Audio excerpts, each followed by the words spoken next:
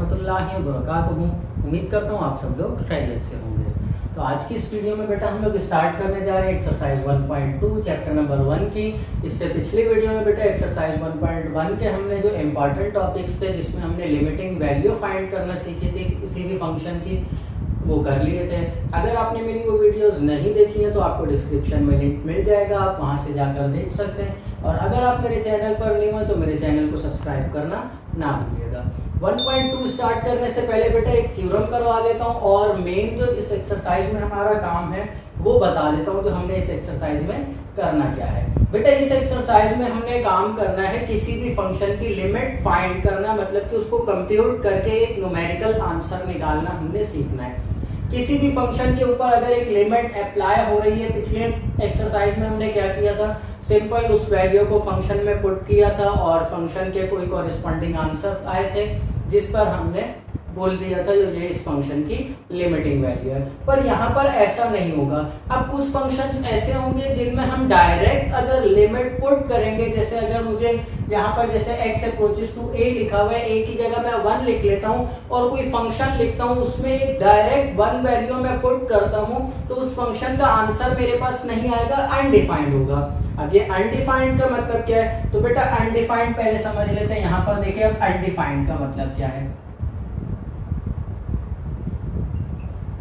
Undefined का मतलब है बेटा समटाइम्स आपके पास आंसर आ जाता है 0/0 या तो आपके पास आंसर आ जाता है ∞/∞। अब 0/0 तो बच्चे समझ जाते हैं, ∞/∞ कैसे समझते हैं बेटा, इन्फिनिटी हमारे पास होता है 1/0, मतलब के ऊपर हमारे पास कोई भी एक रियल नंबर आ रहा है न्यूमरेटर में और डिनोमिनेटर में 0 आ रहा है, तो वो हमारा आंसर, उसको हम बोलते हैं ये इन्फिनिटी है। अब ऐसा क्यों बोलते हैं, और ये अक्सर लोग इसको इन्फिनिटी जो है नहीं बोलते, इसको अनडिफाइंड बोलते हैं। अब ये इसको अनडिफाइंड भी क्यों बोला जाता है, उसकी वजह क्या है बेटा, हमने छोटी क्लासेस में पढ़ा था जब हम बेसिक फ्रैक्शन सीख रहे थे, तो उस वक्त हमने पढ़ा था एक सर्कल है, टीचर ने हमें सिखाया था बेटा ये सर्कल है, इसको टोटल 6 हिस्सों में डिवाइड किया गया है। 6 हिस्सों में डिवाइड किया हुआ है और कलर्ड कितने हिस्से किए हुए हैं, 2 हिस्सों में कलर्ड किया हुआ है, जैसे मैंने यहाँ पर कर दिया। अब इसका फ्रैक्शन हम किस तरह से बना रहे थे, टोटल हिस्से गिन के नीचे और कलर्ड हिस्से गिन के वो ऊपर न्यूमरेटर में लिख रहे थे, इस तरह से बना रहे थे। अब यहाँ पर मैं एक शेप बनाता हूँ, देखें ये शेप बन गई।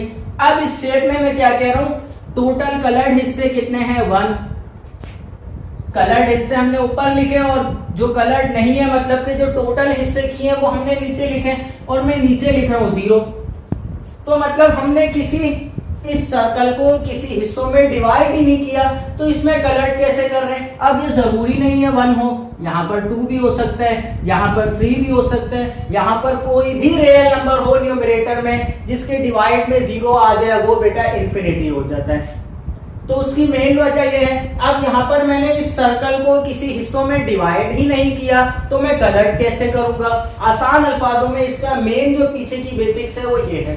तो अब हमारे पास फंक्शन का आंसर आ जाए बेटा 0/0 या तो ∞/∞, या समटाइम्स आ जाता है ∞×∞ या 0×∞। ये इस तरह के जो हमारे पास नंबर्स आ रहे हैं बेटा, ये हमारे पास कहलाते हैं अनडिफाइंड नंबर्स। अगर हमारे फंक्शन में कुछ फंक्शंस ऐसे होंगे जिन फंक्शंस में हम डायरेक्ट लिमिट अगर पुट आउट करते हैं तो उसका आंसर हमारे पास अनडिफाइंड होगा। तो अब हम डायरेक्ट उस फंक्शन को देखकर डायरेक्टली ये नहीं बोल देंगे ये फंक्शन लिमिट एग्जिस्ट नहीं कर रही, क्योंकि अगर उस फंक्शन के ऊपर हम कोई मैथमेटिक्स के फॉर्मूलाज वगैरह अप्लाई करते हैं जो इससे पहले हम पढ़ चुके हैं, उन फॉर्मूलाज को अप्लाई करने के बाद सिंप्लीफाई करने के बाद उस फंक्शन का हमारे पास आंसर आ जाता है, जिसकी एक छोटी सी एग्जांपल मैं अभी यहाँ पर दे रहा हूँ, वो देखें।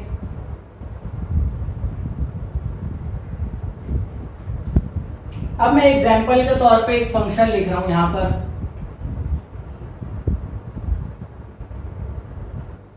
एक फंक्शन है जिसके ऊपर लिमिट अप्लाई हो रही है, limit x approaches to 3। Function क्या है बेटा, x² - 9 डिवाइडेड बाय x - 3 है। फंक्शन क्या है, x² - 9 अपॉन x - 3। अब देखिए मैं करके आ रहा हूं, जैसे हमने 1.1 में सीखा, जो भी लिमिट है वो डायरेक्ट फंक्शन में पुट करते हैं। देखें अब यहाँ पर क्या होगा, x की जगह पर 3 पुट किया, 3 का स्क्वायर -9 डिवाइडेड बाय 3 माइनस 3 का स्क्वायर 9 माइनस 9 अपॉन 3 माइनस 3, तो ये क्या आ जाएगा 0 अपॉन 0। क्या आ गया बेटा, अनडिफाइंड फॉर्म आ गई। अब यहाँ पर हमने ये नहीं करना, डायरेक्ट इसको ये नहीं लिख देना ये अनडिफाइंड लिमिट एग्जिस्ट नहीं कर रही। क्यों? क्योंकि हमारे पास फंक्शन जो गिवन है, अब दोबारा से देखें, ये limit x approaches to 3 x square -9 divided by x minus 3। अब अगर कोई इस फंक्शन के ऊपर ये लिमिट अप्लाई नहीं की गई होती, इसमें साथ में डायरेक्ट हिंट में लिखा गया होता है x इक्वल्स टू 3, तो फिर तो मैं मजबूर था मैं डायरेक्ट x इक्वल्स टू 3 इस पर पुट करने पर इसके ऊपर लिमिट क्या अप्लाई की गई है, लिमिट अप्लाई की गई है x अप्रोचेस टू 3। अब लिमिट अप्लाई करने से हमें फंक्शन से फायदा क्या होता है, लिमिट किसी भी फंक्शन के ऊपर अगर हम अप्लाई कर देते हैं तो वो फंक्शन आजाद हो जाता है। मतलब अब जरूरी नहीं है मैं फर्स्ट स्टेप में डायरेक्ट इस तरह से इसके ऊपर लिमिट्स अप्लाई करूं। अब मैं इस फंक्शन को सिंप्लीफाई करके अपने तरीके का बनाकर, जैसे कि फॉर्मूलाज की मदद से हो सकता है जितना सिंप्लीफाई मैं इसको करके उसके बाद लिमिट अप्लाई कर सकता हूं। अब मैं आजाद हो गया हूं। पर अगर लिमिट नहीं अप्लाई की गई, डायरेक्ट x इक्वल्स टू 3 लिखा गया है, तो फिर मैं इसमें x इक्वल्स टू 3 पुट करूंगा। लिमिट से हमें ये फायदा होता है, लिमिट हमने लास्ट टाइम भी पिछली वीडियो में भी पढ़ा है, लिमिट का मकसद कतन ये नहीं है जो हमारे पास एग्जैक्ट इसी के ऊपर आंसर आए। क्यों? क्योंकि हमने ये पिछली वीडियो में भी देखा है बेटा, लिमिट जो है हम क्या कर रहे थे, इसके राइट साइड से कुछ वैल्यूज पुट कर रहे थे, कुछ वैल्यूज लेफ्ट साइड से पुट कर रहे थे, और या तो लेफ्ट साइड पे थोड़ा सा दूर और राइट साइड पे थोड़ा सा दूर एक आंसर आ रहा था जो सेम था, जिसको हम लिमिटिंग वैल्यू कह रहे थे।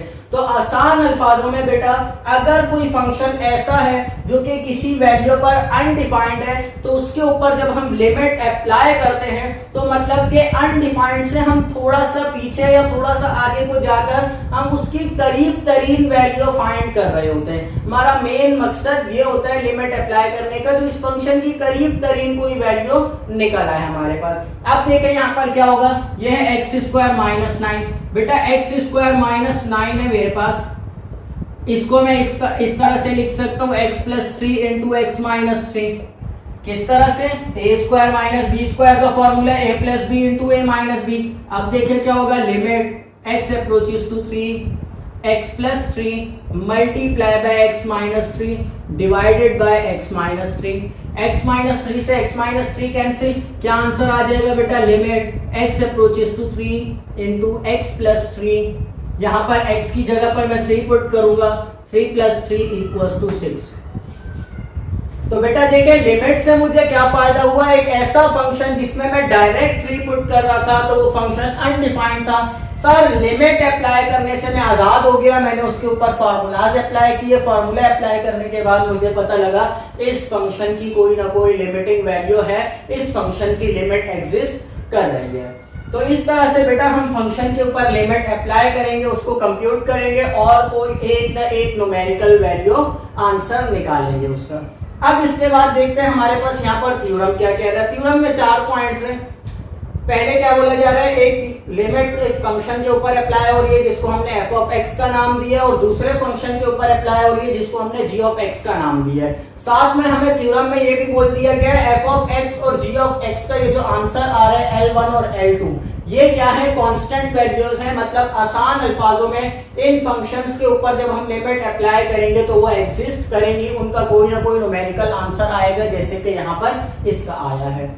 साथ ही साथ अब हमें क्या बोला जा रहा है, अगर ये दोनों फंक्शंस ऐड या सब्ट्रैक्ट हो रहे हैं और इनके ऊपर होल लिमिट अप्लाई हो रही है, तो थ्योरम हमें क्या बोल रहा है, मैं दोनों के ऊपर अलग-अलग लिमिट अप्लाई कर सकता हूं। मतलब पहले दोनों फंक्शंस को ऐड करके फिर लिमिट अप्लाई करें, या दोनों के ऊपर अलग-अलग लिमिट अप्लाई करके फिर ऐड करें, आंसर हमेशा हमारा क्या आएगा, सेम ही आएगा। अब इस पॉइंट का हमें फायदा क्या होता है, समटाइम्स बेटा ऐसा फंक्शन आ जाता है जो एफ ऑफ एक्स और जी ऑफ एक्स दोनों को ऐड करना हमारे लिए फंक्शन के तौर पे मुश्किल हो जाता है। तो उसके लिए आसानी क्या होती है, हमारे पास हम दोनों पे लिमिट अलग-अलग अप्लाई कर देते हैं और फंक्शन फर्स्ट वाले के ऊपर लिमिट अप्लाई करके कोई एक न्यूमेरिक आंसर निकाल लेते हैं, दूसरे पर लिमिट अप्लाई करके न्यूमेरिक आंसर निकाल लेते हैं और लास्ट में बेटा दोनों न्यूमेरिक आंसर को ऐड कर लेते हैं। तो इससे हमें ये आसानी होती है। ऐसे ही बेटा मल्टीप्लिकेशन में भी अगर दो मल्टीप्लाई हो रहे हैं तो दोनों के ऊपर अलग-अलग अप्लाई कर सकता हूं। डिवाइड हो रहे हैं अगर दो फंक्शन तो दोनों के ऊपर अलग-अलग लिमिट अप्लाई कर सकता हूं, पर इसमें साथ ही साथ एक रिस्ट्रिक्शन है। मुझे पता है एफ ऑफ एक्स के ऊपर मैं लिमिट अप्लाई करूंगा L1 आंसर आएगा, जी ऑफ एक्स के ऊपर अप्लाई करूंगा L2 आएगा, पर एक रिस्ट्रिक्शन क्या है, L2 is not equals to 0। L2 हमारे पास मतलब कि दूसरे फंक्शन के ऊपर जो हम लिमिट अप्लाई कर रहे हैं उसका आंसर जो है वो 0 के इक्वल नहीं होना चाहिए। अब यहाँ पर तो अगर 0 हो तो मसला नहीं है, यहाँ पर भी 0 हो तो मसला नहीं है, पर यहाँ पर अगर 0 होगा तो हमारे लिए मसला बनेगा वही वाला मसला, कौन सा, 1/0 वाला, इंफिनिटी वाला। तो इसलिए बेटा ये भी ध्यान रखना है, अगर हम तोड़ रहे हैं तो उसके नीचे वाली जो वैल्यू है वो 0 नहीं होनी चाहिए। चौथा हमें पॉइंट क्या दिया गया, अगर कोई फंक्शन है, रूट में फंक्शन है और उसके ऊपर लिमिट अप्लाई हो रही है तो हम रूट के अंदर ले जाकर लिमिट को फंक्शन के ऊपर अप्लाई करके सिंप्लीफाई कर सकते हैं।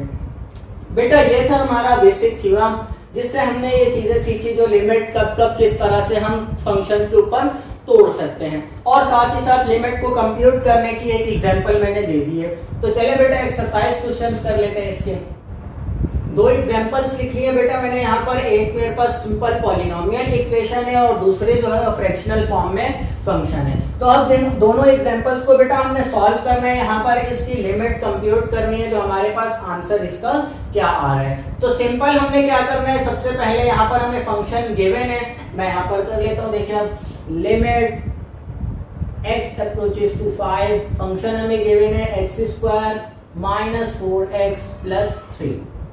इसको हमने क्या करना है, लिमिट इसकी कंप्यूट करनी है। तो थ्योरम का बेटा फर्स्ट वाला पॉइंट जो अभी मैंने बताया, फर्स्ट पॉइंट में हमने क्या किया था, अगर दो फंक्शंस हैं और दोनों जो है ऐड या सब्ट्रैक्ट हो रहे हैं तो मैं दोनों के ऊपर अलग-अलग लिमिट तोड़ सकता हूं, पर साथ ही साथ मुझे क्या बोला गया था, वो दोनों जो है उनकी लिमिट एग्जिस्ट करनी चाहिए। तो यहाँ पर बेटा देखिए पहला फंक्शन क्या है, x², मुझे पता है मैं 5 पुट करूंगा, इसका आंसर अनडिफाइंड नहीं आएगा। इसी तरह से दूसरे वाले में भी पुट करता हूं तो मेरे पास आंसर अनडिफाइंड नहीं आएगा। तो मतलब इस लिमिट को मैं इन फंक्शंस के ऊपर अलग-अलग तोड़ सकता हूं। साथ ही साथ बेटा एक पॉइंट में और बता दूं जो कि मैंने अभी नहीं बताया आप लोगों को, अगर लिमिट अप्लाई हो रही है किसी फंक्शन के ऊपर, जो फंक्शन है cf ऑफ x की फॉर्म में, तो उसको वो किसके बराबर होते हैं, c into limit x approaches to a f of x के। अब इसका मतलब क्या है बेटा, ये c जो है वो कोई भी कांस्टेंट है, फंक्शन के साथ अगर कोई कांस्टेंट मल्टीप्लाई हो रहा है और उसके ऊपर लिमिट अप्लाई हो रही है तो बेटा हम कांस्टेंट को बाहर लिखकर फंक्शन के ऊपर लिमिट अप्लाई कर सकते हैं। अब इस पॉइंट की हमें यहाँ पर क्या जरूरत है बेटा, यहाँ पर देखिए x के साथ 4 मल्टीप्लाई हो रहे हैं, तो इस वजह से मैंने बेटा पहले ही एक पॉइंट बता दिया। तो अब देखिए यहाँ पर क्या होगा, लिमिट अप्लाई हो जाएगी, limit x approaches to 5 x² के ऊपर -4 बाहर आ जाएगा, limit x approaches to 5 x plus limit x approaches to 5 3। अब यहां पर क्या होगा, ये 5 इस पे पुट कर लेंगे, तो यहां पर मैं स्टेटमेंट दे देता हूं, अप्लाइंग लिमिट्स 5 पुट करेंगे, यहां पर आ जाएगा x की जगह पर 5 तो 5 का स्क्वायर -4 इंटू x की जगह पर 5 तो 5 plus limit x approaches to 5 into 3। अब यहाँ पर b के साथ x तो मौजूद ही नहीं है, तो मैं इसके ऊपर लिमिट कैसे अप्लाई करूंगा, तो बेटा एक पॉइंट और है यहाँ पर, limit x approaches to a into c equals to c। अगर किसी कांस्टेंट के ऊपर बेटा लिमिट अप्लाई हो रही है तो दोबारा से वही कांस्टेंट आंसर आ जाता है। जैसे इस कांस्टेंट के ऊपर लिमिट अप्लाई हो रही है तो दोबारा से वही वाला कांस्टेंट आंसर आ जाएगा।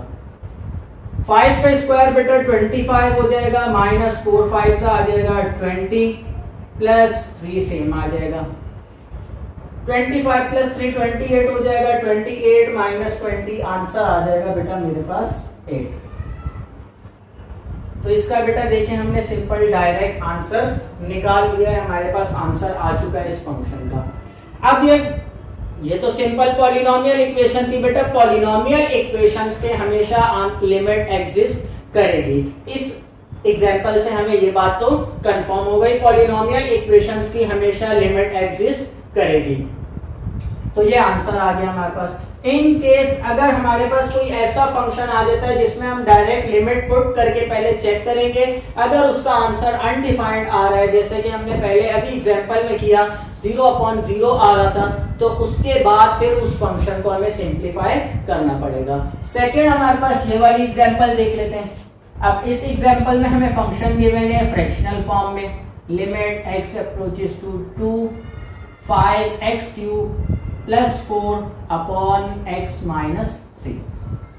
अब इसके ऊपर भी बेटा थ्योरम ही अप्लाई करेंगे, थ्योरम की स्टेटमेंट नंबर 3, जिसमें हमें सिखाया गया था जो अगर तो कोई फंक्शन हमें फ्रैक्शनल फॉर्म में गिवन है और होल लिमिट अप्लाई हो रही है, तो मैं न्यूमरेटर और डिनोमिनेटर के ऊपर अलग-अलग लिमिट को तोड़ सकता हूं। तो अब देखिए यहाँ पर क्या होगा, limit x approaches to 2 5x³ plus 4 divided by limit x approaches to 2x minus 3। अब ये मैंने स्टेटमेंट यहाँ पर डायरेक्ट अप्लाई कर दी, पर उस स्टेटमेंट में बेटा एक चीज और भी थी। वो क्या थी, हमारे पास जो डिनोमिनेटर वाला फंक्शन है वो इस लिमिट के ऊपर 0 नहीं होना चाहिए। तो एक चीज हमने पहले और रफ वर्क में चेक करनी है, क्या करना है, limit x approaches to 2x minus 3, इस डिनोमिनेटर के ऊपर लिमिट अप्लाई करनी है हमने साथ में रफ वर्क में, और चेक कर लेना है क्या ये 0 तो नहीं है। तो 2 पुट करेंगे यहाँ पर, 2 माइनस 3 आंसर आएगा -1। तो बेटा इसलिए मैंने यहाँ पर डायरेक्ट लिमिट अप्लाई कर ली थी, क्योंकि मुझे पता था, मैंने पहले ही देख लिया था कि इसका आंसर 0 नहीं आएगा। तो इस तरह से बेटा आपने पहले लिमिट उठानी है डिनोमिनेटर वाले फंक्शन के ऊपर, रफ वर्क में चेक कर लेना है जो लिमिट 0 तो नहीं आ रही। अगर 0 आ रही है तो फिर आपने इसके ऊपर ऐसे डायरेक्ट लिमिट तोड़नी नहीं है, बल्कि इस फंक्शन को पहले सिंप्लीफाई करना है, उसके बाद तोड़नी है। नेक्स्ट स्टेप बेटा मैं लिमिट अप्लाई कर लेता हूं, यहां पर स्टेटमेंट दे देंगे अप्लाइंग लिमिट्स, लिमिट अप्लाई कर देंगे। तो यहां पर बेटा देखिए 5 into x³ है, तो मतलब के 2 का cube plus 4 divided bye 2 minus 3। 2 का क्यूब बेटा 8 आ जाएगा, तो 5 multiply by 8 plus 4 divided bye 2 minus 3 minus 1 हो जाएगा। 5 8 जा 40, 40 प्लस 4 44 हो जाएगा, और डिनोमिनेटर में माइनस है तो वो ऊपर आ जाएगा। तो ये हमारे पास इस फंक्शन का भी देखे बेटा आसानी से आंसर आ गया। तो ये था तरीकेकार बेटा लिमिट्स को कंप्यूट करने का, जो हम किसी भी फंक्शन के ऊपर लिमिट को अप्लाई किस तरह से करेंगे। अगर 2 या 3 फंक्शंस ऐड या सब्ट्रैक्ट हो रहे हैं, या मल्टीप्लाई हो रहे हैं, या डिवाइड हो रहे हैं, तो उन फंक्शंस को हम कैसे सिंप्लीफाई करेंगे, उनकी लिमिट को किस तरह से कंप्यूट करेंगे। तो यहाँ पर बेटा हमने एग्जांपल में ये सब कुछ सीख लिया है। इसके बाद हमारे बेटा कुछ एक्सरसाइज क्वेश्चंस हैं जो जिसमें हम देखेंगे आगे लिमिट हमारे पास जरूरी नहीं है इस फंक्शन के ऊपर बेटा अप्लाई किया हमारे पास कोई कांस्टेंट आंसर आ गया। समटाइम्स ऐसा होगा हमारा आंसर इन्फिनिटी आएगा, समटाइम्स ऐसा होगा 0/0 आएगा, समटाइम्स आएगा इन्फिनिटी। तो फिर हमें उस फंक्शन को चेक करना होगा। इंशाल्लाह वो नेक्स्ट वीडियो में बेटा हम और भी फंक्शंस की एग्जांपल्स करेंगे, जिसमें हमारे पास हम देखेंगे जो फंक्शन जरूरी नहीं है हमारे पास डायरेक्ट लिमिट पुट करने पर हमारे फंक्शन का आंसर कोई ना कोई रियल नंबर आए, और फिर उन्हीं फंक्शंस को डायरेक्ट लिमिट पुट करने पर जो अनडिफाइंड हो रहे थे उनको सिंप्लीफाई करके जब हम लिमिट पुट करेंगे तो वो फंक्शन हमारे पास अनडिफाइंड नहीं होंगे। तो बेटा नेक्स्ट वीडियो में हम ये सब कुछ सीखेंगे। आज की वीडियो यहीं पर ही खत्म करते हैं। उम्मीद करता हूँ बेटा आज जो कुछ समझाया वो समझ आ गया होगा। अगर मेरे चैनल को अभी तक सब्सक्राइब नहीं किया तो वीडियो से जाने से पहले मेरे चैनल को जरूर सब्सक्राइब कर लें और वीडियो को लाइक भी कर लें। अल्लाह हाफिज।